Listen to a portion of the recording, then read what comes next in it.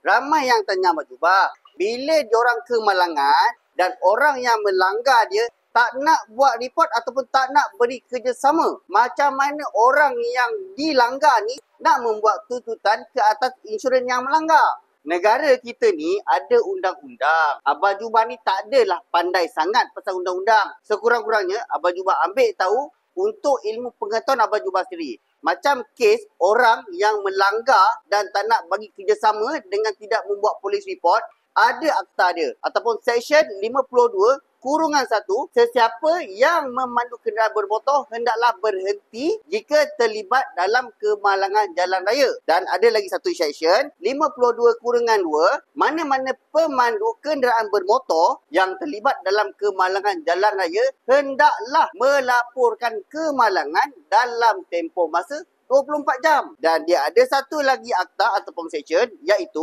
pemandu yang gagal mematuhi peraturan di bawah Seksyen 52(1) dan 52(2) adalah melakukan satu kesalahan. Jika disabitkan boleh didenda tidak melebihi RM2,000 atau dipenjara tidak lebih daripada 6 bulan. Maksudnya dekat sini, bila korang kemalangan, baik yang melanggar ataupun yang dilanggar, korang wajib untuk buat report polis dalam tempoh 24 jam. Syarat untuk korang menuntut kata insurans yang melanggar, perlu ada keputusan penuh kes polis. Masalah yang berlaku selalunya, korang tak dapat sediakan bukti-bukti ataupun dokumen untuk pihak polis keluarkan keputusan penuh kes polis itu sendiri. Antara bukti ataupun dokumen yang perlu korang bagi kepada pihak polis adalah gambar tempat kemalangan, gambar kenderaan yang terlibat, termasuklah kereta korang dan juga kereta yang melanggar, dan juga gambar ataupun video daripada dashcam kereta korang. Bukti-bukti inilah yang akan membuatkan pihak polis mengeluarkan keputusan penuh kes polis walaupun orang yang melanggar tu tidak membuat laporan kemalangan. Yang mana dah tengok video Abang Jubah ni sampai habis, dan kalau korang rasa video Abang Jubah ni bermanfaat,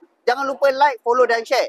Macam biasa korang kat luar sana tak tahu dan tak ada workshop nak hantar kereta korang, terutamanya insurans Takaful Malaysia, korang boleh datang terus ke bengkel Abang Jubah, pakar tuntutan insurans kemalangan anda. Jumpa kan next video. Assalamualaikum.